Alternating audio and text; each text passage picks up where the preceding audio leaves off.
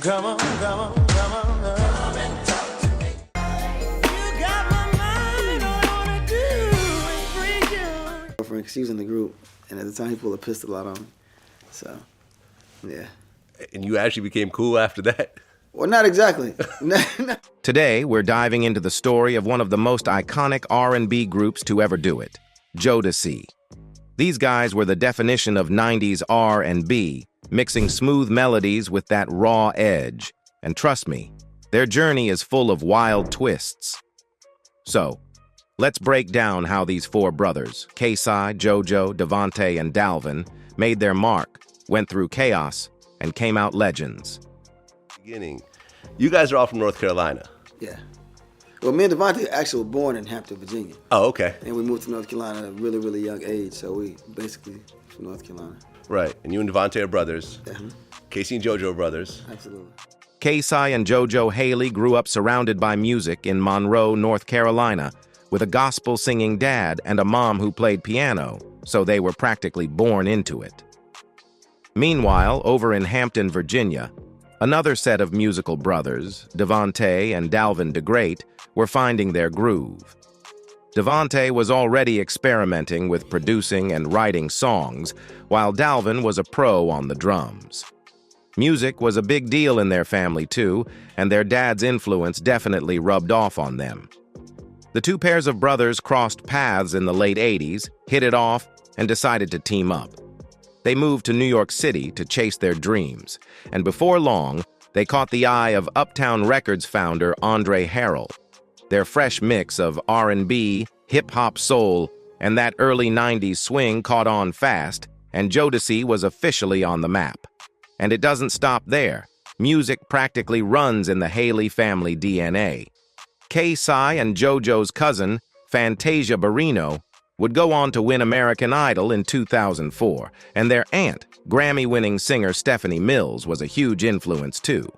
With that kind of legacy and their own fire, Jodeci quickly became one of the most iconic R&B groups of their time. Girlfriend, she was in the group, and at the time he pulled a pistol out on me. So, yeah. And you actually became cool after that? Jodeci's story is packed with just as much drama off stage as it was on.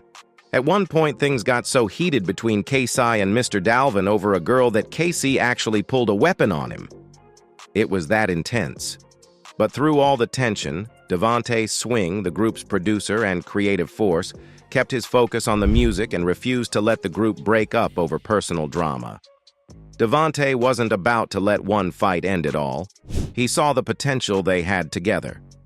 He talked Dalvin into giving it another shot, reminding him of the magic they made as a group. To lock in their unity, they decided to come up with a name that represented all four of them. By mixing parts of each member's name, JoJo, Devontae, and K-Si, they came up with Jodeci. That name didn't just sum up their individual styles, it showed their strength as a team. After months of living together and grinding non-stop on their music, Jodeci was laser-focused on landing a record deal. But it was no easy ride. They faced rejection after rejection from record labels, which would have crushed most people, but they were way too determined to let that stop them. Then came the game changer, Uptown Records. Heavy D, the rapper and producer, spotted their potential and pulled some strings to get them an audition with Andre Harrell, the Uptown boss himself. Real. And Andre came in and he made us sing a couple more songs, and he said, "Grab your coats," and he took us to dinner, and that was it. At the audition, Jodeci went all out with a raw, impromptu performance that completely wowed Harrell. Their sound was fresh, their talent was undeniable, and Harrell saw it right away. He gave them a shot with an interim deal, which opened the door for them to share their music with a massive audience. And then you guys decided one day to just go to New York.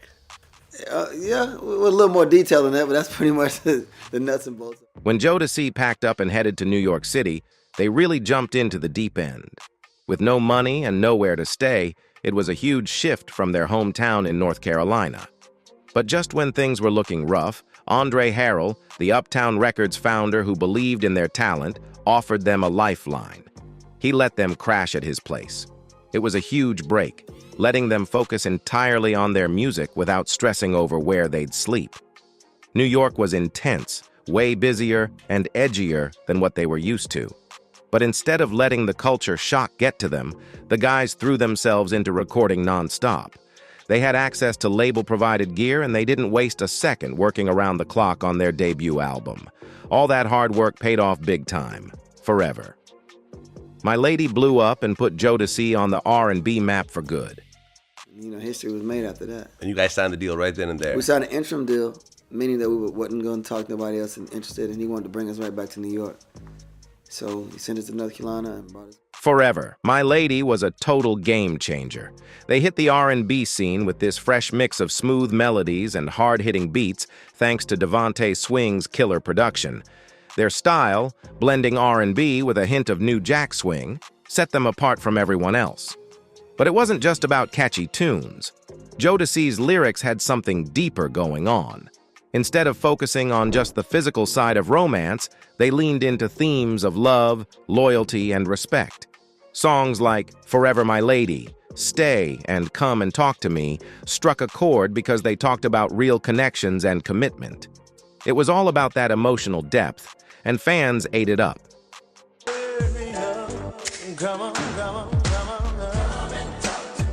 Even though Jodeci was blowing up on the charts, their religious parents weren't exactly thrilled with all the lyrics they were hearing.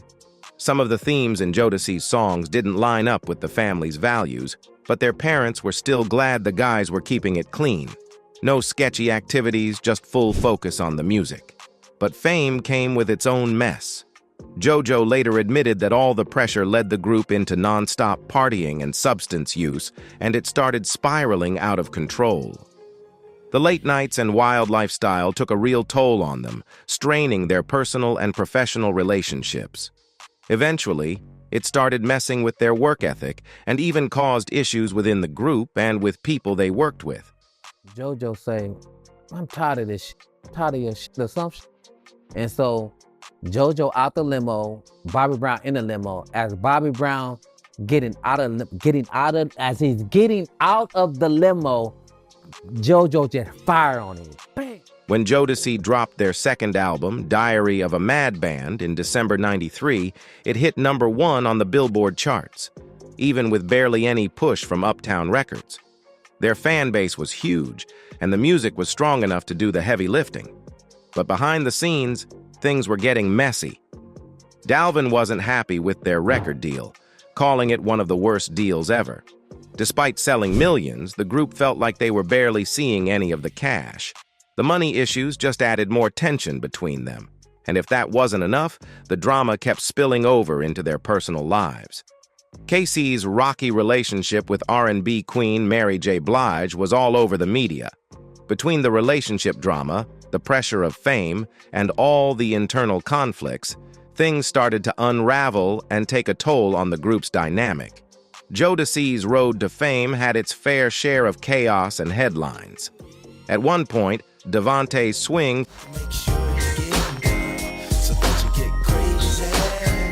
found himself in hot water after an incident with a woman at his place, and both he and K-Ci ended up pleading to lesser charges.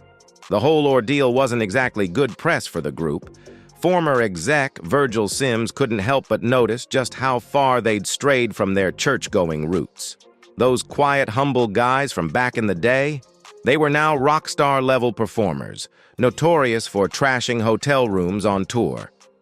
Even though they claimed to be staying away from substances, the fame game brought other temptations, like spending like there was no tomorrow. They reportedly had around 40 cars, and on top of that, their payroll and other expenses were sky high. All this excess, plus the legal drama and personal issues, started chipping away at their professional relationships and shaking up the group's stability. And you don't always get that when you're a super successful music star. Like, for example, on Dalvin's birthday in July 1993, things took a dark turn for Devontae Swing. The producer was the victim of a brutal home invasion where he was beaten, tied up, and had $20,000 worth of jewelry stolen. Needless to say, the trauma from that experience stuck with him, leaving him to deal with serious anxiety that lingered long after the incident. Behind the scenes, things were getting messy for Jodeci. When Sean Puffy Combs got booted from Uptown Records, it was like the group lost their biggest supporter. His departure hit them hard, slowing down their momentum and messing with their energy. But Jodeci wasn't about to let that stop them. In 1995, they dropped The Show, The After Party, The Hotel, and It Was Fire. The album kept their signature mix of R&B and New Jack Swing, and fans loved it. It went platinum pretty quickly, locking in Jodeci's spot as one of the most iconic acts in the game. And that's the lowdown on Jodeci's rise, fall, and everything in between. These guys were true pioneers, blending R&B, New Jack Swing, and real-life drama to create some of the most unforgettable tracks in music history. If you're still vibing to Come and Talk to Me or Forever My Lady, hit that like button, subscribe, and drop a comment telling us your favorite Jodeci song. Catch you next time for more behind-the-scenes stories and music history.